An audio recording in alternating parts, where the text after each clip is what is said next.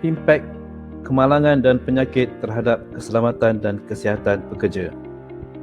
Di dalam video ini, saya akan menerangkan tentang kesan terhadap seseorang sekiranya berlaku kemalangan dan penyakit disebabkan oleh pekerjaan.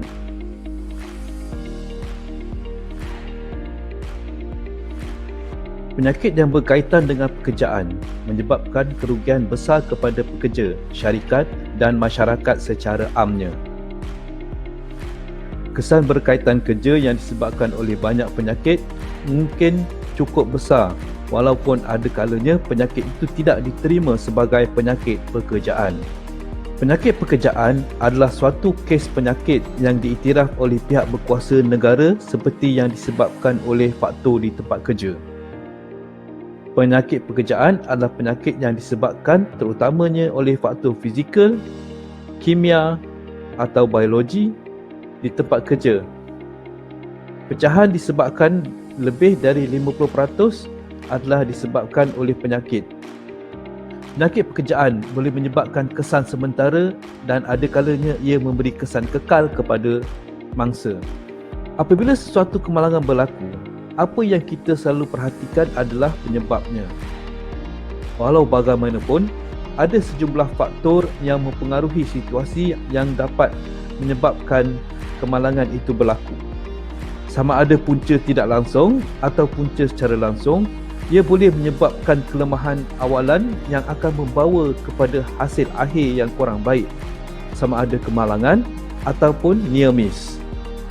Sekiranya sesuatu organisasi mempunyai amalan OSH yang lemah, ia akan menyebabkan organisasi tersebut terpaksa menanggung kos-kos lain seperti berikut sekiranya berlaku kemalangan. Kos yang pertama adalah kos keuangan. Antara kos keuangan yang terlibat sekiranya berlaku sebarang kemalangan ataupun penyakit pekerjaan termasuklah: pertama, gaji. Gaji terpaksa dibayar kepada pekerja walaupun pekerja tersebut bercuti disebabkan oleh kemalangan tersebut. Maka ini akan melibatkan kerugian kepada syarikat kerana terpaksa membayar gaji tanpa mendapat khidmat dari pekerja tersebut.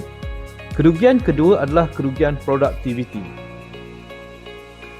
Kerugian ini adalah disebabkan oleh syarikat ada kalanya terpaksa menutup sesuatu section ataupun mesin disebabkan oleh kemalangan tersebut.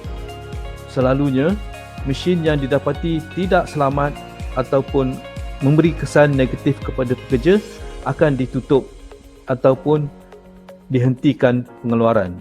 Ini menyebabkan syarikat akan kerugian dari segi produktiviti. Kos yang ketiga adalah kos melatih semula.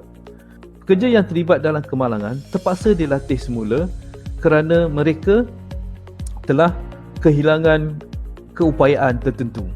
Kos yang ketiga adalah kos melatih semula pekerja.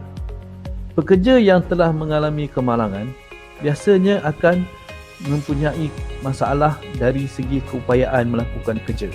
Ini menyebabkan syarikat terpaksa melatih semula pekerja tersebut dan ia tentunya akan menyebabkan kos yang tidak kurang banyak. Kesan keempat dari segi kewangan adalah pampasan. Syarikat terpaksa membayar pampasan ataupun insurans kepada mangsa disebabkan oleh kemalangan tersebut.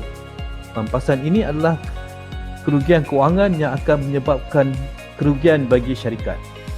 Yang kelima adalah kesan pembaikan. Sekiranya berlaku kemalangan, ada kalanya ia akan melibatkan harta benda. Ini tentunya akan melibatkan kos kewangan bagi syarikat.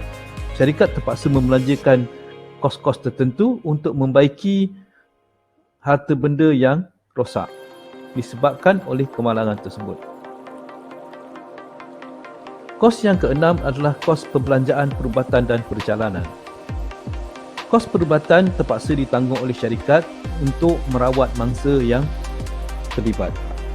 Kos ini bukanlah kos yang sedikit kerana ada kalanya ia akan memakan bertahun-tahun disebabkan oleh ketidakupayaan ataupun kesan penyakit yang terkena kepada mangsa tersebut. Dalam kajian, didapati bahawa kos gaji merangkumi 40% daripada jumlah kos purata kemalangan. Sementara kos produktiviti dan latihan semula masing-masing merangkumi 21% daripada kos keseluruhan kemalangan. Sebilangan besar kos kemalangan berkaitan dengan kehilangan baik sementara atau tetap terhadap pekerja yang terlatih. Ini juga merupakan kehilangan yang banyak bagi syarikat kerana mereka kehilangan pekerja yang terlatih disebabkan oleh kemalangan tersebut. Kesan fizikal. Sebilangan besar kos kemalangan berkaitan dengan kehilangan baik sementara ataupun tetap ataupun pekerja terlatih. Sekiranya berlaku kemalangan, ada pekerja yang terlibat adalah pekerja yang sangat mahir dan mungkin telah bekerja selama bertahun-tahun dan sangat berpengalaman. Ini tentulah menjadi kerugian bagi syarikat disebabkan oleh kehilangan tersebut. Selain daripada itu, kecederaan fizikal akan menyebabkan kehilangan ini termasuk yang berikut. Pertama, pekerja terpaksa bersara kerana kecederaan kekal. Pekerja yang terlibat mungkin akan mengalami masalah keupayaan sekiranya mereka kehilangan anggota. Ini akan menyebabkan mereka terpaksa bersara awal. Kedua, mereka juga mungkin mempunyai kehilangan keupayaan mengendalikan bahan-bahan tertentu. Ini menyebabkan syarikat terpaksa membuat urusan ataupun arrangement lain untuk memanfaatkan pekerja tersebut. Ketiga, ada kalanya pekerja akan mengalami sakit kepala yang berterusan. Ini akan menyebabkan kesan kepada arrangement ataupun produktiviti syarikat. Yang kelima, ada juga mangsa mungkin akan mengalami kesakitan yang berterusan dan ini akan memberi kesan kepada produktiviti pekerja mereka. Kecederaan ini mengakibatkan banyak masa atau rehat yang panjang dari sebulan hingga ke beberapa tahun. Gaji yang setara untuk kerugian ini menambahkan jumlah yang besar kepada perbelanjaan operasi. Kesan ketiga adalah kesan psikologi. Kemalangan di tempat kerja juga boleh memberi kesan psikologi termasuk kegelisahan, kemurungan, seterusnya mengurangkan produktiviti. Ini boleh menyebabkan kesan mental kepada pekerja tersebut. Dalam satu kajian, kegelisahan mempengaruhi lebih daripada separuh pekerja yang cedera. Sementara kemurungan menimpa lebih dari 1/4 pekerja yang terlibat. Kesannya juga mempengaruhi aktiviti selepas bekerja dengan keluarga dan hobi mereka. Ini menjejaskan persepsi pekerja terhadap tempat kerja mereka. Kesan seterusnya adalah hubungan majikan pekerja. Walaupun pekerja yang boleh mengekalkan hubungan mereka dengan rakan sekerja, kajian menunjukkan bahawa hubungan pekerja majikan dapat menjadi tegang disebabkan oleh kemalangan tersebut. Sikap salah menyalahkan antara satu sama lain boleh menyebabkan hubungan ini semakin teruk. Ada juga didapati bahawa hubungan antara pekerja majikan menjadi kurang interaksi dan nada hubungan yang menjadi lebih agresif. Dalam banyak kes, jika pekerja diperlakukan sama setelah kemalangan seperti sebelumnya, dia mula menimbulkan kebencian. Majikan dapat mengatasi kesan ini dengan menimbulkan peningkatan hubungan selepas kemalangan untuk mengurangkan perasaan negatif pekerja tersebut terhadap majikan.